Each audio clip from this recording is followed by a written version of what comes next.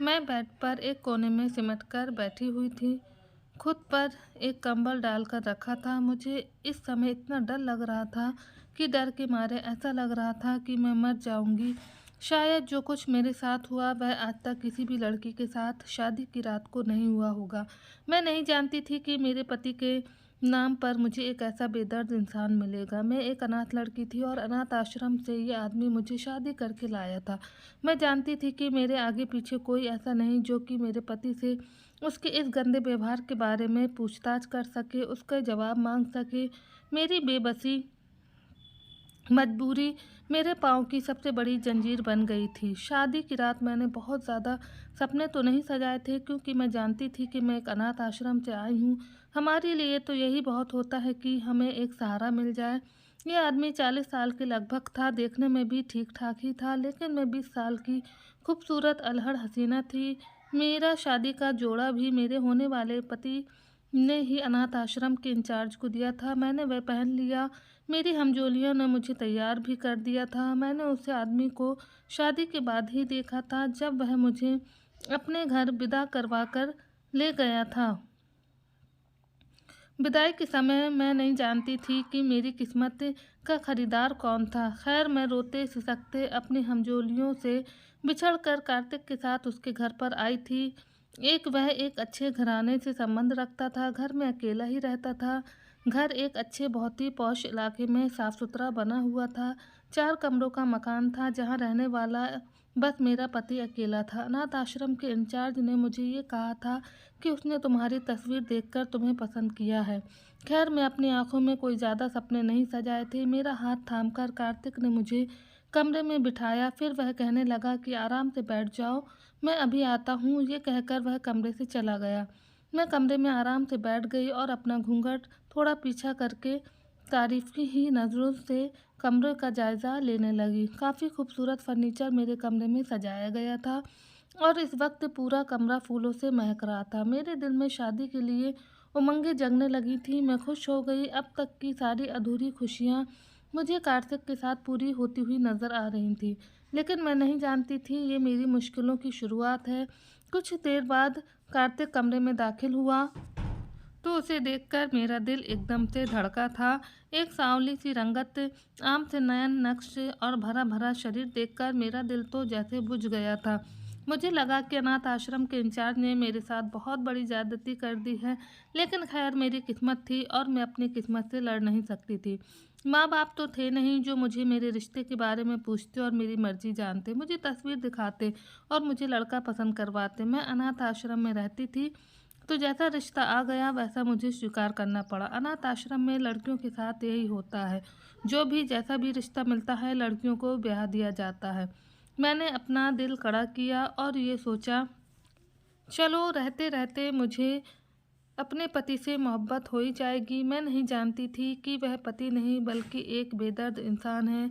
शादी की रात बजाय मेरे पास बैठने के, वह सामने रखी रिवॉल्विंग चेयर पर बैठ गया। अपनी टांग पर टांग रखकर जेब से सिगरेट निकाली और पीने लगा। मैं दुल्हन बनी बेड पर सिमट कर बैठी हुई थी। उसकी नज़रें मेरे पूरे शरीर का सफ़र कर रही थी। मैं इस वक्त बेहद नर्वस हो रही थी। नेचुरल सी बात थी और कुछ मुझे अपने पति की नज़रें अच्छी भी नहीं लग रही। मुझे उसकी नज़रें वह सुकून, वह खुशी नहीं दे रही थी जैसा कि इस रिश्ते में होता है। सिगरेट पीते हुए उसने मुझसे कहा, ए लड़की, अपना दुपट्टा उतारो। ये सुनकर मैंने एकदम से उसे देखा। मैंने इस बात पर बड़ी ही हैरत से अपनी बड़ी बड़ी आंखें खोल दी थी। मुझसे बात करने का ये कौन सा अंदाज था। मैंने उसकी तरफ देखा। मेरी आंखों में हैरत भरी हुई थी। पति को चाहिए था कि वह मेरे पास बैठता, मुझे विश्वास में लेने की कोशिश करता, मेरे हाथ थामकर अपनी मोहब्बत जताता, लेकिन उसने तो जो कुछ मेरे साथ किया वो बहुत ही शर्मनाक था। अजीब से हाव भाव अपने पति के चेहरे पर देखकर मैं घबरा गई थी। कुछ समझ नहीं पा रही थी कि क्या करूं और क्या ना करूं। अजीब हालत हो रही थी। ये भला क्या तरीका है। तभी से उसने थोड़े से सख्त शब्दों में कहा, तुम्हें सुनाई नहीं देता, अपना दुपट्टा उतारो। मैं घबराकर अपने दुपट्टे से पिने निकालने लगी। मेरे हाथ डर के मारे कांप रहे थे। कार्तिक सामने बैठा सिगरेट पी रहा था और मेरी तरफ तक टकी बांधे देख रहा था। कुछ मैं उसकी नज़रों से नर्वस हो रही थी और कुछ उसकी अजीब सी फरमाइश पर। खैर मैं अपना भारी लहंगे का दुपट्टा उतार कर बेड पर रख दिया। अब तो उसकी चुभती हुई नज़रें मुझे और भी उलझन में डाल रही थी। मुझे कुछ शर्म सी महसूस हो रही थी। वह कहने लगा, अपने जेवरात भी उतार दो। उसकी हर बात मुझे परेशानी में डाल रही थी। मैंने धीरे धीरे से अपने सारे जेवरात भी उतारना शुरू कर दिए थे, लेकिन उसके बाद जो कुछ उसने मुझसे कहा मैंने साफ मना कर दिया और फ़ौरन बेड से खड़ी हो गई। मेरे इनकार पर तो जैसे कार्तिक की आंखें लहूरंग हो गई थी। वह गुस्से से खड़ा हो गया और मेरे पास आ गया। कहने लगा, तुम्हें सुनाई नहीं दे रहा मैं तुमसे क्या कह रहा हूँ? उसके शब्दों में मेरी जान हवा कर दी थी। मैंने कहा कि मैं आपकी बात ये नहीं मान सकती। वह गुस्से से कहने लगा, अगर मेरी बात से तुम्हें इनकार किया तो मैं तुम्हारा हाल बिगाड़ कर रख दूंगा। लेकिन मैं किसी भी कीमत पर उसकी बात नहीं मान सकती थी। मैंने कहा, ये सब नहीं कर सकती, और तभी उसने जोरदार थप्पड़ मेरे मुंह पर मार दिया। कहने लगा, कमीनी, अपनी औकात भूल गई है कि मैं तुझे कहाँ से उठाकर लाया हूँ? पाँव की जूती के बराबर भी नहीं है तू। अगर मेरी बात से मना किया तो जान से मार डालूंगा। उसकी इतनी गजबनाक शब्दों पर मेरा दिल सूखे पत्ते की तरह काँपा था। मैं रोने लगी। मुझे ऐसे सख्त व्यवहार की उम्मीद नहीं थी। मैं घबराकर जरा सा और पीछे हटी तो उसने मेरे बालों से मुझे पकड़कर अपने करीब किया। मेरे चेहरे के बराबर अपना चेहरा लाकर गुस्से से अपनी लहूरंग आंखों से मेरी आंखों में गाड़ते हुए बहुत ही सख्त शब्दों में कहने लगा, चलो उठो यहाँ से, मुझसे ऐसा काम मत करवाओ। मैं ये सब नहीं कर सकती। औरत तो शर्म की मूरत होती है, उसे उसमें ही रहने दो तो अच्छी बात है। मेरी बात सुनकर वह हंसने लगा। कहने लगा, जिस जगह से तुम आई हो क्या मैं नहीं जानता वहाँ क्या कुछ नहीं होता? मेरे सामने ज़्यादा ड्रामेबाजी मत करो। मैं जानता हूँ कि अनाथ आश्रम की आड़ में वहाँ पर क्या क्या रंग रंगलियाँ मनाई जाती हैं। जब तुम वहाँ मौजूद मर्दों के दिल बहला सकते हो तो फिर मैं तो और भी ज़्यादा हक रखता हूँ। आखिर तुम्हें ज़मीन से उठाकर मैंने आसमान पर लाकर रखा है। अगर तुम चाहती हो कि मेरा व्यवहार तुम्हारे साथ अच्छा रहे तो वही करो जो मैं तुम्हें करने के लिए कह रहा हूँ। मैं उसे हैरत से देख रही थी। हमारा अनाथ आश्रम बिल्कुल वैसा नहीं था जैसा वह समझ रहा था। हमारी इंचार्ज जो थी वो बहुत अच्छी थी और हमें उसने बिल्कुल माँ की तरह पाला था। हमारी सुरक्षा भी की थी। मैं नहीं जानती थी कि दूसरे अनाथ आश्रम में अनाथ लड़कियों और औरतों के साथ क्या बर्ताव किया जाता है और कौन से खेल खेले जाते हैं। लेकिन मैंने जब से इस अनाथ आश्रम में आँख खोली थी, हमारी सुरक्षा बिल्कुल ऐसे की गई थी जैसे अपनी बेटियों की जाती है। मैंने कार्तिक से कहा, आपको गलतफहमी हुई है कार्तिक, ऐसा कुछ नहीं है जैसा आप सोच रहे हैं। इससे पहले कि मैं कुछ और कहती, कार्तिक ने उसने अपने हाथ की मजबूत पकड़ मेरे बालों पर और भी बुरी तरह से की थी। कहने लगा, बकवास मत करो, मुझे समझने की कोशिश मत करो। उतारो अपने ये कपड़े, तुम्हारे शरीर पर एक भी कपड़ा नहीं रहना चाहिए। और उसके बाद, जैसा कि तुम्हें पता है आज हमारी सुहागरात है, तो मैं तुम्हारे साथ सुहागरात नहीं मनाऊंगा, बल्कि तुमने खुद अकेले ही सुहागरात मनानी है। और मैं तुम्हें देखूंगा तुम खुद के ही साथ सुहागरात कैसे मनाती हो। उसके मुंह से ये शर्मनाक बातें सुनकर मैं शर्म के मारे पानी पानी हो गई थी। अपनी बात कहकर उसने मुझे धकेलते हुए छोड़ा था। मैं ज़मीन पर गिरते गिरते बची थी। मैंने तो सुना था पति पत्नी का वस्त्र होती है। भगवान ने पति पत्नी का रिश्ता बहुत ही पवित्र बनाया है। पति पत्नी एक दूसरे का अंग वस्त्र इसलिए तो कहा गया है कि वह एक दूसरे को ढांप लेते हैं। ये मेरा पति कैसा था जो मुझे वस्त्र विहीन करने पर तुला हुआ था और वस्त्र विभिन्न करने के बाद भी घिनौनी हरकत मुझे करवाने के लिए कह रहा था। लेकिन मैं उसकी बात नहीं मान सकती थी। वह भी इस तरह मैं फ़ौरन कमरे से बाहर निकल गई। मैं एक सुरक्षित पनाह चाहती थी जो मुझे इस घर में नज़र नहीं आ रही थी, लेकिन शायद इतनी खुश नसीब नहीं थी।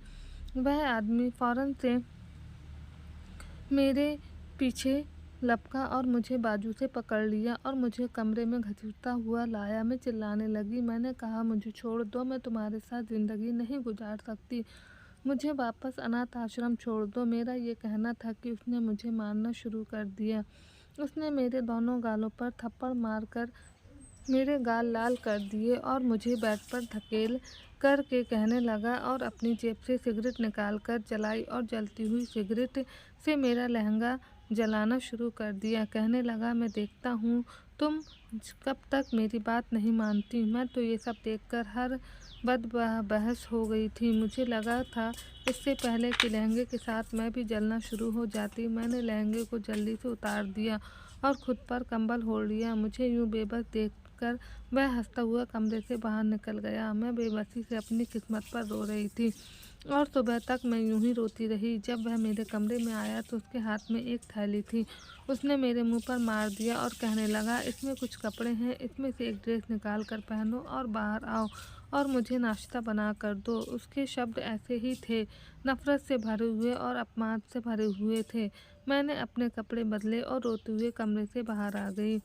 हाँ, वहाँ पर एक छोटी सी किचन थी। जब मैं किचन में आई तो पूरा किचन गंदा हो रहा था कि सिंक में गंदे बर्तन पड़े थे। चूल्हे पर चाय वाली केतली थी जो कि बुरी तरह से जल जल कर काली हो चुकी थी। मैं थोड़ा बहुत किचन साफ किया, नाश्ता बनाने लगी। फ्रिज में हर चीज़ मौजूद थी लेकिन फ्रिज पूरा गंदा था। मैंने नाश्ता बनाकर सामने टेबल पर रखा लेकिन खुद उसके साथ बैठकर नाश्ता नहीं किया। किचन में ही खड़े खड़े मैं थोड़ा सा नाश्ता कर लिया और फिर दोबारा से सफाई में लग गई। बीच में ये भी देख चुकी थी कि कैबिनेट में कौन कौन सा सामान पड़ा है।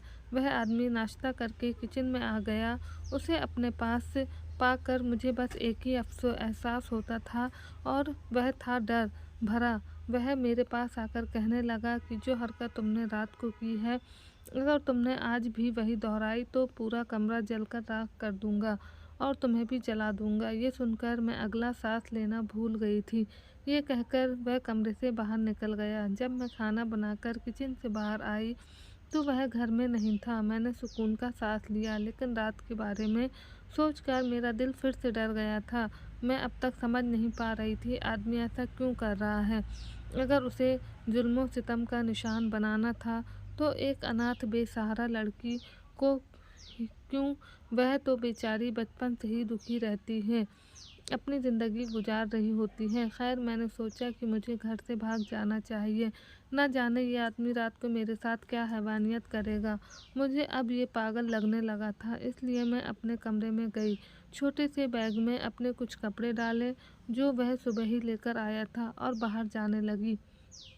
जैसे ही मैंने गेट खोलना चाहा तो मेरे होश उड़ गए क्योंकि गेट को बाहर से ताला लगा हुआ था। घर में भी कुछ भी ऐसा न था कि मैं दीवार फलांग बाहर जा सकती और दीवारों के ऊपर भी उसने बड़े बड़े जाल लगा रखे थे जिनको फलांगना लड़की के बस की बात नहीं थी। मैंने सारे कमरों की खिड़कियां खोलकर देखे लेकिन सब खिड़कियों के ऊपर लोहे की ग्रिल लगी हुई थी। मुझे लगा जैसे मैं एक कैदी हूँ। मुझे अपनी किस्मत पर फिर से रोना आने लगा। रोते रोते ही मैं रात का खाना भी बनाया था और जब वह घर के अंदर दाखिल हुआ मैं डर के मारे अपने कमरे में जाकर दरवाज़ा लॉक करके बैठ गई थी। मैं उसके आने से पहले ही खाना खा चुकी थी। मैं उसका सामना भी नहीं करना चाहती थी।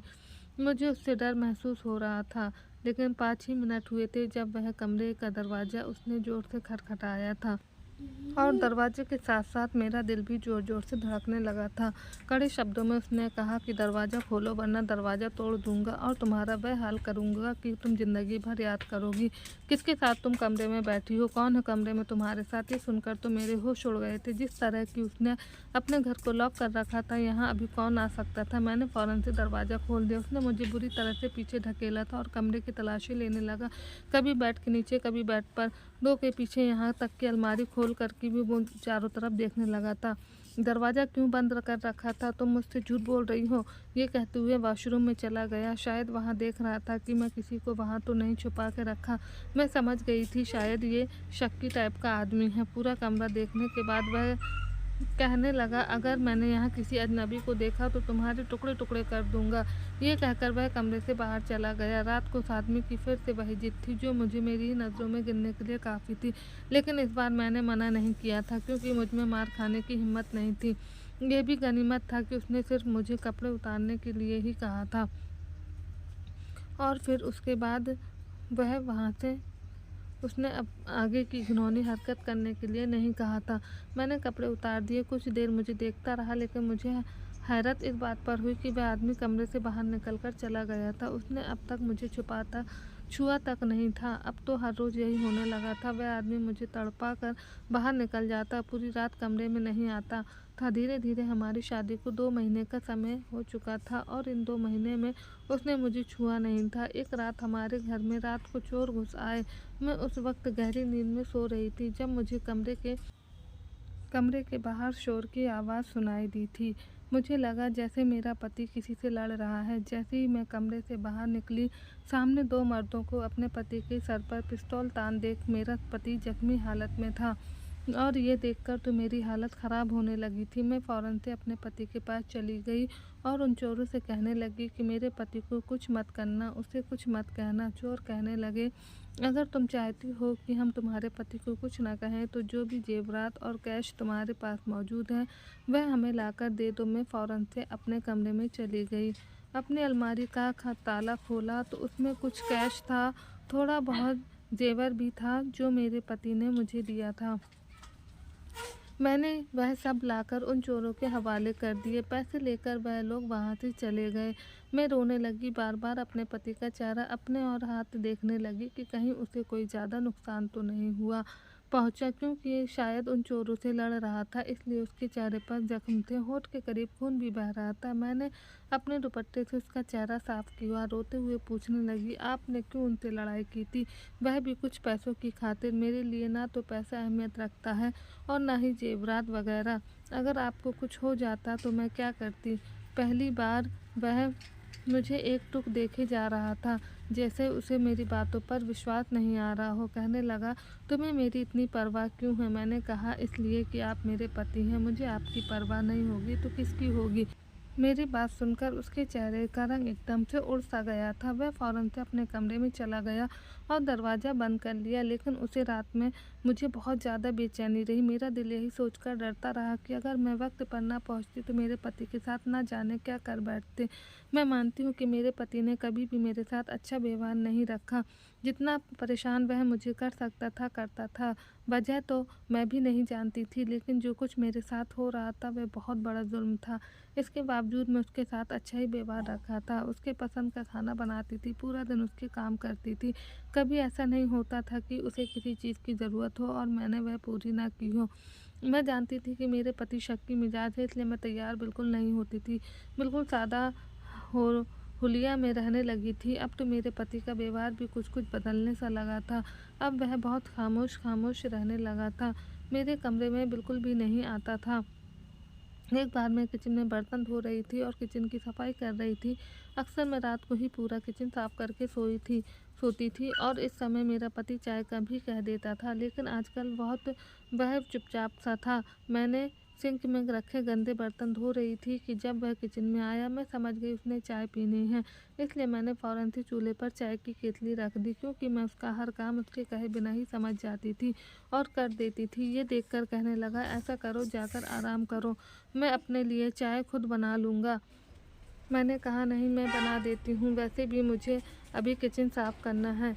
मेरा ये कहना था कि वह मेरे सामने आकर खड़ा हो गया। कहने लगा कि किचन सुबह भी साफ़ हो सकता है, ज़रूरी नहीं कि तुम सारा काम करके ही सोओगी। ऐसा पहली बार हुआ था कि उसने ऐसे शब्द मेरे साथ बोले थे, वरना शुरू-शुरू में तो वह मुझ पर बहुत शक्ति करता था। कहता था, पूरा घर चमकाने के बाद तुम्हें सोने की अनुमति है, इसलिए मुझे भी अब आदत सी हो गई थी। मैंने कहा कि नहीं, कोई बात नहीं, मैं आपको चाय बनाकर दे देती हूँ, लेकिन उसने मना कर दिया। कहने लगा, जाओ, जाकर आराम करो, वैसे भी मुझे तुम कुछ थकी-थकी सी लग रही हो। ये सुनकर मैं हैरत से उसे देखे गई। ये बात सच थी कि मैं बहुत ज़्यादा थकी हुई थी। कुछ दिन से मैं बहुत थका-थका सा महसूस कर रही थी। घर के काम लगातार करने से मेरे चेहरे पर अब थकान का असर दिखने लगा था। दूसरी बात तो ये कि मुझे अपने पति की संगत की ख्वाहिश भी होने लगी थी। वह जैसा भी था, मुझे ज़िंदगी तो उसी के साथ गुजारनी थी और सच कहूँ तो अब मुझे उससे कुछ लगाव भी होने लगा था। शादी को इतने दिन गुजर गए थे, लेकिन उसने मुझे हाथ तक नहीं लगाया था और ये तो एक नेचुरल सी इच्छा होती है। मेरा भी जी चाहता था कि वह मेरे करीब आए, मुझसे मोहब्बत करे, मुझे वह प्यार दे जो मेरा अधिकार है। मैं अपने कमरे में आ गई और कुछ देर ऐसे ही लेटी रही। फिर मेरे को ख़्याल आया कि क्यों ना अपने पति से बात करती हूँ कि आखिर वह मुझे किस बात की सज़ा दे रहा है, मेरे पास क्यों नहीं आता। वही सोचकर मैं बैठ गई। सोचा कि बात कर लें। मैं कर लेने में क्या दिक्कत है? आखिर को वह मेरा पति है, उसे नहीं कहूँगी तो फिर किससे कहूँगी? मैं कमरे से बाहर निकली तो अपने पति को कमरे में मैं चली गई, लेकिन सामने का जो मंज़र मेरी आँखों ने देखा था, मेरे होश उड़ गए थे। उसके कमरे में छोटा-सा मंदिर था और वह वहाँ भगवान के सामने हाथ जोड़े खड़ा था और रो रहा था, और न जाने उसे किस बात का गम था और वह क्यों रो रहा था। मैं समझ नहीं पाई थी। जैसे ही उसने मुझे देखा तो फ़ौरन से अपनी आँखों में आँसू साफ़ किया। कहने लगा, तुम मैं यहाँ क्यों आई हो?